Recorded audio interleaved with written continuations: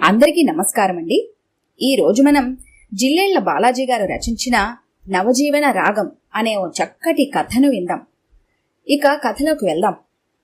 Stella నీలోసుకుందట. భర్త చేతికి ఉత్తరం అందిస్తూ అంది పార్వతమ్మ. ఏ స్టెల్లా? గంభీరంగా పలికింది విశ్వనాథం గొంతు. మన కోడలు, అదే మన సుమంత్ పెళ్ళామండి, తడబడుతూ అంది పార్వతమ్మ. అయితే ఏంటట ఇప్పుడు అంటూ ఆయన ఉత్తరాన్ని ముక్కలు ముక్కలుగా చింపేస్తుంటే ఏం చెప్పాలో తెలియలేదు ఆమెకు. కొడుకుపైన తన భర్తకున్న కోపం ఏమాత్రం తగ్గలేదని గ్రహించింది. మనల్ని సీమంతానికి రమ్మని రాశాడండి. ఎప్పుడో 4 ఏళ్ల క్రితం చనిపోయినవాడు, ఇప్పుడు మనల్ని పిలవటం ఏంటి? కఠినంగా అన్నాడు ఆయన. ఆ మాటలకు కళ్లల్లో గిర్రున నీరు తిరిగింది పార్వతమ్మకు. ఇంకా మీకు వాడిపై కోపం తగ్గలేదా అండి? గొంతు పెదల్చుకుని బేలగా ప్రశ్నించింది. వాడు చేసిన అప్రాచ్య పనికి వాణ్ణి నిలువునా నరకాల్సింది పార్వతి. కాని నాలోని మానవత్వం అంత పని చేయనివ్వలేదు. కాలం గాయాలను మాన్పుతుందంటారు. ఇంతకాలమైనా మీలో ఇంకా కాఠిన్యం కరిగిపోలేదా?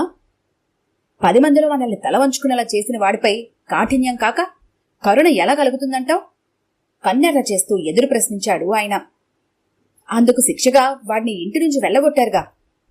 ఈ మారు నిష్ఠూరం ధ్వనించింది ఆమె గొంతులో. లేదంటే వాడు చేసిన ఆ దరిద్రపు పనికి వాణ్ణి నా ఇంట్లో ఉండనివ్వాలా? అసలు అలాంటి పనులు మన వంశంలో ఉన్నాయా? వాళ్లను ఇంట్లో ఉంచుకుంటే ఎంత అవమానం, ఎంత అప్రతిష్ట! వాళ్లను గెంటేశాను కనుకే మన బంధువులు ఏ శుభకార్యాలకైనా మనల్ని ఇప్పుడు పిలుస్తున్నారు. ఆవేశాన్ని అణుచుకుంటూ అన్నాడాయన. శుభాశుభ కార్యాలకు పిలుస్తున్నారండి, కాని మన కష్టసుఖాల్లో పాలు పంచుకుంటున్నారా? మొన్నటికి మొన్న మీ కంఠాపరేషన్కు సాయం చేయమని నోరు విప్పి అడిగితే ఎంతమంది సాయపడ్డారండి? కష్టకాలంలో కన్నెత్తి చూడని ఇంతమంది బంధువర్గం ఉండి ఏం ప్రయోజనం? ఇలాంటి వాళ్ళ అండ చూసుకొనా కన్న కొడుకుని దూరం చేసుకుని మనం కష్టాలు అనుభవిస్తున్నది? ఇదంతా అనాలనుకుంది కాని ఏమీ అనలేక మూగగా కన్నీళ్లు కారుస్తూ కుమిలిపోయింది పార్వతమ్మ. సార్, మీకు రిజిస్టర్డ్ పోస్ట్ ఉందండి, విశ్వనాథంతో అన్నాడు పోస్ట్ మ్యాన్. తనకు రిజిస్టర్ పోస్ట్ పంపేదెవరబ్బా అనుకుంటూ సంతకం చేసి కవర్ అందుకున్నాడు. కవర్ చింపి లోన ఉన్న ఉత్తరాన్ని బయటకు తీశాడు. ఉత్తరంతో పాటు పిన్ చేయబడున్న డిమాండ్ డ్రాఫ్ట్ ను చూసి ఆశ్చర్యంతో కనుబొమ్మలు ముడిపడ్డాయి. గబగబా ఉత్తరం చదవటం ప్రారంభించాడు. గురుతుల్యులు శ్రీ విశ్వనాథం గారికి నమస్కరించి వ్రాయి ఉత్తరం. నేను మీ ప్రియ శిష్యుడు గంగాధరాన్ని. ప్రస్తుతం జిల్లా సబ్ కలెక్టర్గా మెదక్లో పనిచేస్తున్నాను. ఆనాడు మీరు చెప్పించిన విద్యాబుద్ధుల వల్లే నేనీనాడు గొప్ప స్థితికి వెళ్లగలిగాను.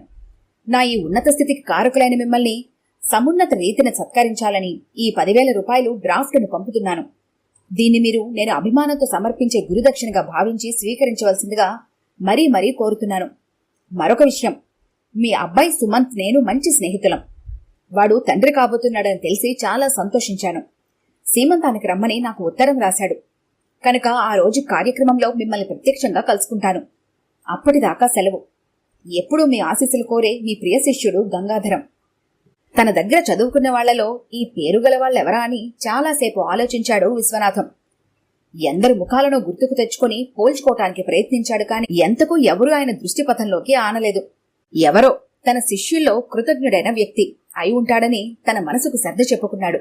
అన్న కొడుకు తమ గురించి పట్టించుకోకపోయినా ఎవరో పరాయి వ్యక్తి గుర్తించుకొని తమకు సాయపడటం ఆయన మనసుకు ఎంతో ఊరటను కలిగించింది. అందుకే ఎలాగైనా తన ప్రియశిష్యుడైన గంగాధరాన్ని కలుసుకోవాలని నిర్ణయించుకున్నాడు విశ్వనాథం. తన తల్లిదండ్రులు సీమంతానికి వస్తారని ఊహించలేదు సుమంత్. వాళ్లు గుమ్మంలో అడుగు పెడుతుంటే అమితానందంతో ఉప్పొంగిపోయి గబగబా వెళ్లి విశ్వనాథాన్ని కౌగలించుకున్నాడు. పార్వతమ్మైతే సరే సరి కోడల్ని చూసి ఎంతో మురిసిపోయింది. ఆప్యాయతగా తలనిమిరి గుండెలకు హత్తుకుంది. ఆ క్షణంలో విశ్వనాథం జంట పొందిన అనుభూతి అంతా ఇంతా కాదు. ఇన్నాళ్లు తాము ఏం పోగొట్టుకున్నారో అది ఎదుట సాక్షాత్కరించేసరికి వారి నోట మాటరాక మోగబోయారు. ఎప్పుడూ అనుభవంలోకి రాని అనుభూతిని ఈనాడు తాను పొందుతున్నా అందులోనే తాను మునిగిపోకుండా వెంటనే ఆ స్థితి నుంచి తేరుకుని విశ్వనాథం గంభీరంగా ఉండటానికి ప్రయత్నించసాగాడు. నిశ్శబ్దంగా అక్కడి వాతావరణాన్ని నిశితంగా పరిశీలించసాగాడు. కొడుకు మతాంతర వివాహం చేసుకున్నాడు కనుక అందరూ అనుకుంటున్నట్టు అన్నీ మారిపోయి ఉంటుంది అనుకున్నాడు విశ్వనాథం. కాని అలాంటి నిదర్శనాలే అగుపించలేదు ఆయనకు. ఇంటి బయట గోడకు సుమంత్ లెక్చరర్ అన్న పేరుతోనే నేమ్ బోర్డు ఉండటం, కోడలి వైపు వాళ్లు అబ్బాయిని సుమంత్ అనే పిలుస్తూ ఉండటంతో ఎంతో తృప్తిగా అనిపించింది ఆయనకు. ఇక పూజగదిలో మేరీమాత క్రీస్తు చిత్రపటాలతో పాటు హిందూ దేవతల ఫోటోలు కూడా ఉండటం ఆయనకెంతో ఆనందాన్ని కలిగించింది. అంతేకాదు, కోడల పిల్లైతే నుదుటి మీద కుంకుమ బొట్టుతో అందంగా కలకల్లాడుతోంది. అన్నింటినీ పరిశీలిస్తూ అక్కడి వాళ్లను గమనించసాగాడు. కోడల తరపు నుంచే ఎక్కువ మంది బంధువులు వచ్చినట్టున్నారు. వాళ్లు కాక చుట్టుప్రక్కల వాళ్ళు, సుమంత్ మిత్రులు వచ్చారు. అందరూ అక్కడక్కడ కూర్చుని కబుర్లు చెప్పుకుంటున్నారు. ఎక్కడైనా తన శిష్యుడు గంగాధరం కనిపిస్తాడేమోనని అటు ఇటు పరికించి చూస్తున్నాడు. ఇప్పటిదాకా ఎవరూ తనే గంగాధరమని విశ్వనాథాన్ని కలవలేదు. పోనీ గంగాధరున్న పేరుతో ఎవరైనా స్నేహితులున్నారని సుమంత్ని అడగాలనుకున్నాడు. కాని ఎందుకో అడగలేకపోయాడు. ఇంతకీ ఎవరీ గంగాధరం? ఎంతకీ కనిపించడే?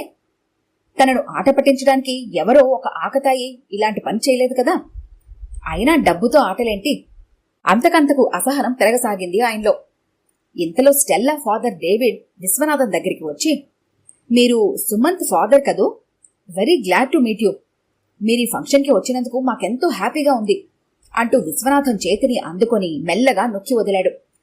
కోడల తరపు వారు ఇంత మర్యాదస్తులని, ఇంతటి అభిమానాన్ని చూపిస్తారని ఊహించలేదు ఆయన. రండి, అలా లాన్లోకెళ్లి కూర్చొని మాట్లాడుకుందాం. ఇద్దరూ లాన్లోకెళ్లి ఒకచోట ఆసీనులయ్యారు. మొదట మా డాటర్ చేసిన పనికి నాకు చాలా కోపం వచ్చింది. కానీ మనమేం చేయగలం? పిల్లల్ని పెంచి పెద్ద చేయటం వరకే మన డ్యూటీ. ఆపై వాళ్ల జీవితాలను వాళ్లే నిర్మించుకుంటున్నప్పుడు దాన్ని కూలదోసే అధికారం మనకెక్కడిది? ఇద్దరూ పరస్పరాకర్షణకు లోనై వాళ్ల డెసిషన్కు వచ్చారేమోనని మొదట్లో నేను వారి పట్ల చులకనగా ప్రవర్తించసాగాను. కాని రోజులు గడిచే కొద్దీ వాళ్లకు ఒకరి పట్ల మరొకరుకున్న ప్రేమాభిమానాలు చూసి చాలా సంతోషించాను. అందుకే నాలోని కోపాలన్నీ మరచిపోయి ఓ ఆడపిల్లకు తండ్రిగా నా అండదండలు, నా ఆశీస్సులు వారికి అందజేస్తున్నాను. మొన్నటికి మొన్న గుడ్ ఫ్రైడే రోజున మా స్టెల్లాతో మీ సుమంత్, అదే మా సన్నిన్లా, చర్చిలో చూసినప్పుడు నేనెంతగా పొంగిపోయానో తెలుసా? అలాగే హిందూ పండుగలప్పుడు మా స్టెల్లా పిండి వంటలు చేసి మాకు పంచుతున్నప్పుడు మనసెంత మధురానుభూతిని పొందుతుందో నేను చెప్పలేను. వాళ్ళిద్దరూ ఒకరినొకరు అర్థం చేసుకుని ఒక నూతన సాంప్రదాయాన్ని నెలకొల్పి అవజీవన రాగాన్ని ఆలపిస్తున్నప్పుడు వాళ్లను కన్న తల్లిదండ్రులుగా వారికి మన చేయూతను మద్దతుగా ఇవ్వడం మన కర్తవ్యం కాదంటారా? సర్వమత సమానత్వం వారికి ఆదర్శమై, రాబో తరాలకి అది మార్గదర్శకమై, నవసమాజ స్థాపనకు వారు కృషి చేస్తుంటే వారిని మనస్ఫూర్తిగా ఆశీర్వదించడం మన పెద్దరికం కాదంటారా అంటూ డేవిడ్ చెబుతుంటే ఇంత దూరం ఆలోచించిన విశ్వనాథం తీవ్రంగా ప్రతిస్పందించిన వాడే అమాంతం డేవిడ్ని కౌగిలించుకున్నాడు. ఈ తతంగాన్నంతా కొంత దూరం నుంచి గమనిస్తున్న ఓ వ్యక్తి వాళ్ల దగ్గరికొచ్చాడు. ఏవండి గంగాధరం గారు, బావున్నారా అంటూ డేవిడ్ని ఉద్దేశించి పలకరించాడు. డేవిడ్ చప్పున ఆ వ్యక్తిని వారించబోయాడు. కాని అప్పటికే ఆలస్యం కావటంతో ఇక చేసేదేం లేక చిరునవ్వు నవ్వుతూ అన్నాడు, ఐఎమ్ పర్ఫెక్ట్లీ ఆల్ రైట్. మరి మీరెలా ఉన్నారు? అతడి మాటలకు విశ్వనాథంకి కరెంట్ షాక్ తగిలినట్టయింది. అంటే ఇప్పటి వరకు తనతో మాట్లాడింది గంగాధరమా? మరైతే ఇతడు తన వియ్యంకుడు డేవిడ్ కాడా? మీరేనా గంగాధరం అంటే? ఆతృతగా అడిగాడు విశ్వనాథం. కాదు, నేను స్టెల్లా ఫాదర్ డేవిడ్ను. అదే చిరునవ్వుతో అన్నాడు డేవిడ్. మరైతే తను మిమ్మల్ని గంగాధరం అంటున్నాడేంటి? ఏ, మీకు గంగాధరం ఎవరో తెలుసుకోవాలనుందా? విశ్వనాథాన్ని సూటిగా ప్రశ్నించాడు డేవిడ్. అవును, వెంటనే సమాధానమిచ్చాడు విశ్వనాథం. ఓకే, అయితే వినండి, నేనే గంగాధరాన్ని అన్నాడు స్థిరమైన గొంతుతో డేవిడ్. అబ్బబ్బా, ఏంటండి ఈ తికమక?